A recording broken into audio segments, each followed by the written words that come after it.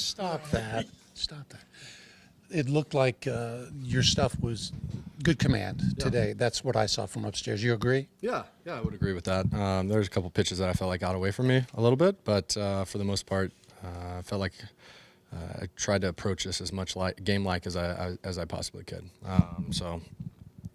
Yeah, last time out, I know you were working on some things with your delivery. Did you make it a point to kind of just put that stuff out of your mind and go out there and play it? Yeah, I felt like I had some really good work out of my bullpen prior to the start. So really, I didn't know if there was really anything else that I really wanted to work on.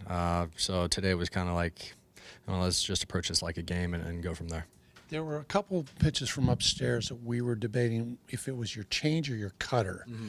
At 87, 88, I'm thinking it was your cutter. Yeah, right? That's probably my cutter. Yeah, I think I don't know if you could tell me exactly which ones they were, I'd be able to tell you. But I should have brought mine. No, yeah, I think that those are my cutters. I feel they like seem to have a lot of movement. In other words, they seem baffled a little bit by it today. Yeah, I think everything was moving the way I wanted it to, and was able to locate for the most part pretty much everything. So. I was pretty happy with it. I feel like there's still some work to be done, but it was a pretty good spring start. I think you got up to 92 on the fastball out there. Do you feel like there's still a little bit more there, and does it feel good at this point? Yeah. Honestly, I feel like there's a lot more in there. But today was, approaching it like a game. You try and find your times to add a little bit, but it was more so, keep everything under control. And just however hard it's going to come out it's going to come out, instead of kind of throwing a little bit more and trying to add on your fastball. But I think that's good. That's what I was at. But I know there's more in there, so I'm not worried about it. You guys faced the D-backs 6 times in spring. Yeah, a lot. 19 times in the regular season. Yeah.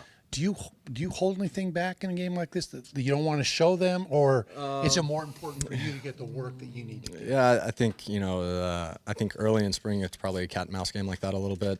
Unfortunately, we know our clubs pretty well. So it's hard to say you're going to hide something until you face them in the season, because you got to get it. You got to get that work in somewhere. So, there was nothing held back today. I was pretty happy with the quick pitches, too. And it's looking like something that has developed pretty nicely.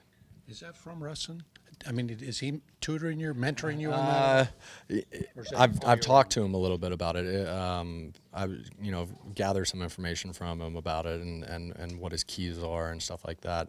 But initially, it was just something that had come about, trying to figure out ways to disrupt timing. He's really good at it. He's probably, if not one of the best. So it was good to talk to him, pick his brain about it a little bit. As you talk about, playing like it's a game, did you pitch to the score a bit? I mean, you guys get some runs, or are you thinking, hey, got to hold these guys off? And just stuff like you would think in a real game. Yeah, a little bit, but at the same time, you're out there just trying to execute each pitch, and the score will take care of itself. Cool. Thanks, Chad. Thank you. Appreciate it, man. On Thursday, March 29th, visit DBACS.com. Take a booth near the DBACS Team Shop. Ladies and gentlemen, boys and girls, Saltmore Fields and Tommy Sick would like to welcome D-backs organist Bobby Freeman to today's game.